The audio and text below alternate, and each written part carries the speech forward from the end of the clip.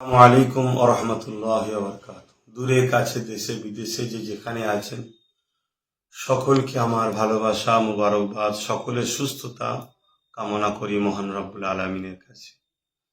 নিশ্চয়ই আপনারা জানেন প্রতি বছরের না এবছরও আগামীকাল 21শে আশ্বিন আলা হযরত আশিকে রাসূল সুলতানুল আইজিন ফানাফিল্লাহ ফানাফির রাসূল ফানাফির শেখ হযরতে জুলফিকার সিদ্দিকী আল কুরাইশি আমার ছোট দাদুজান হুজুর পীর কেবলার বাৎসরিক স্মৃতি সভা ওফাত দিবস প্রতি বছরের না এবছরও আলহামদুলিল্লাহ হতে চলেছে।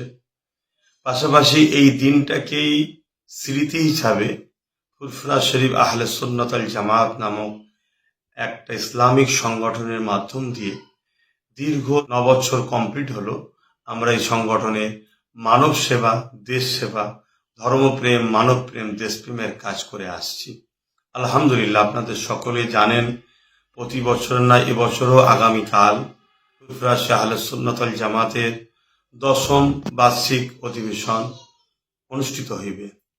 বিশেষ করে মুজাদ্দিদুজ্জামান দাদা হুজুর রহমাতুল্লাহ আলাইহের ছোট সাহেবজাদা আমার দাদাজান হুজুর কেবলার ওফাত দিবস স্মৃতি সভা উদযাপন হবে।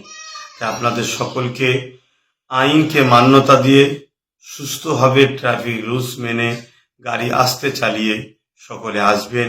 বিশেষ করে আহলে সুন্নাত ওয়াল জামাতের প্রত্যেকটা শাখা কমিটির দায়িত্বশীল তেনারা সকাল 10টার মধ্যে কেন্দ্র অফিসে উপস্থিত হবেন। সাংগঠনিক আলোচনা পাশাপাশি দোয়ার মাধ্যম দিয়ে আমরা 10ম বার্ষিক অধিবেশন উদযাপন করব ইনশাআল্লাহ।